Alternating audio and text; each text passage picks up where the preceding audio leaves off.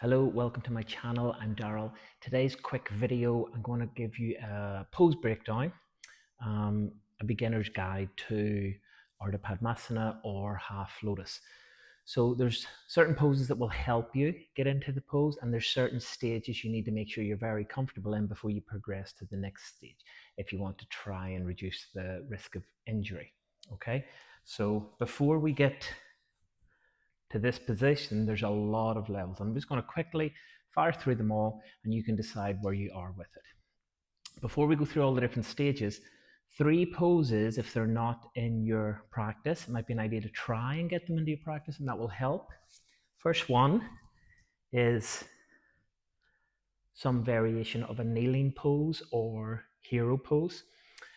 Another one is a variation of, depends on the school of yoga, but it could be called single leg crooked pose or pigeon pose.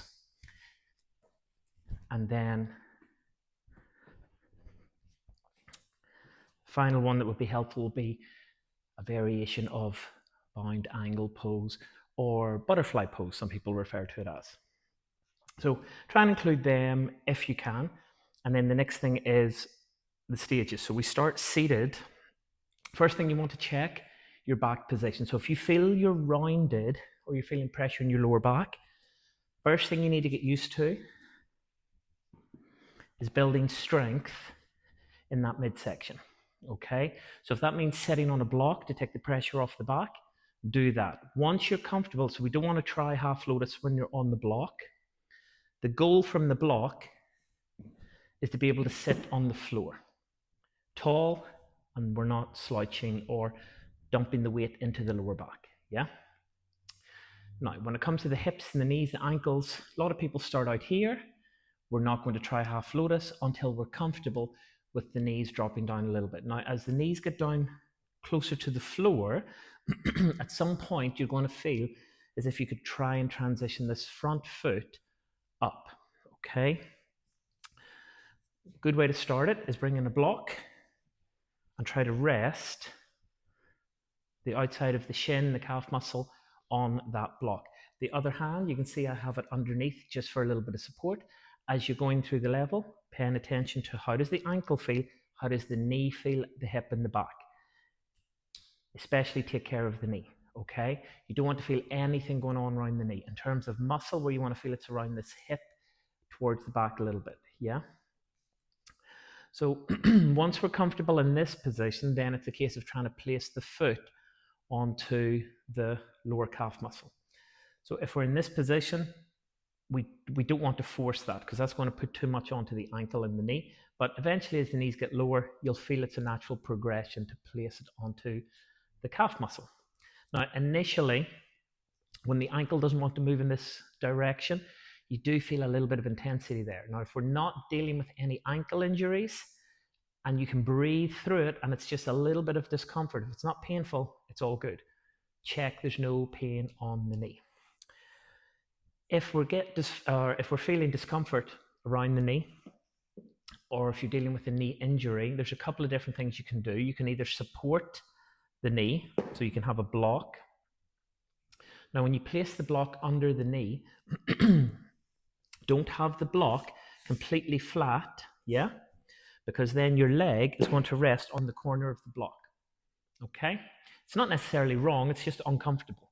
So what I would do is position the block just slightly off flat so that the leg is on the flat top of the block. And you'll see it's just the edge of the block on the floor, but if you have the block on the mat and the weight of the leg on top of the block, it won't slide away.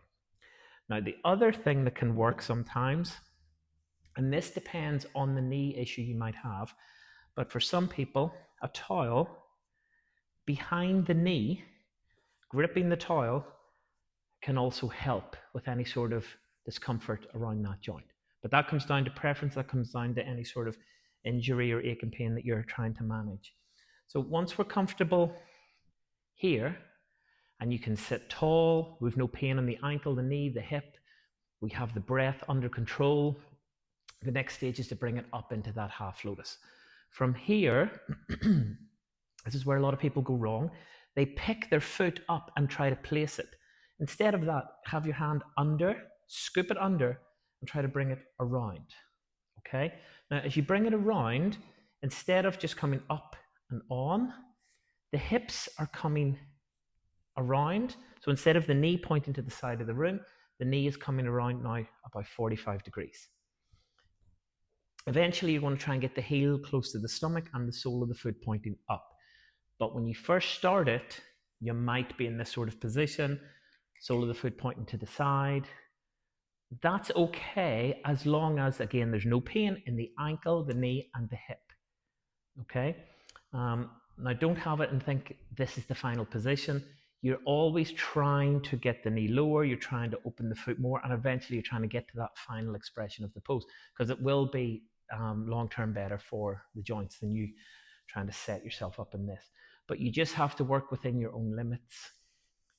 You have to listen to the body, and importantly, follow your breath. So when you're in any pose, no matter what it is, you should always be in control of the breath. Now, whether you breathe in through the nose, out through the nose, or in through the nose, out through the mouth, that doesn't matter for now, as long as you have a nice rhythm, relaxed, natural breathing rate, yeah?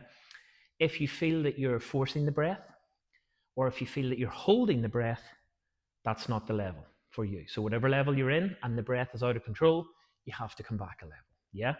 Same thing if you're feeling pain, come back a level. Try not to sit through pain. It's just not going to work, okay? You can't force the body to be flexible. You just have to be patient. You have to take it each stage.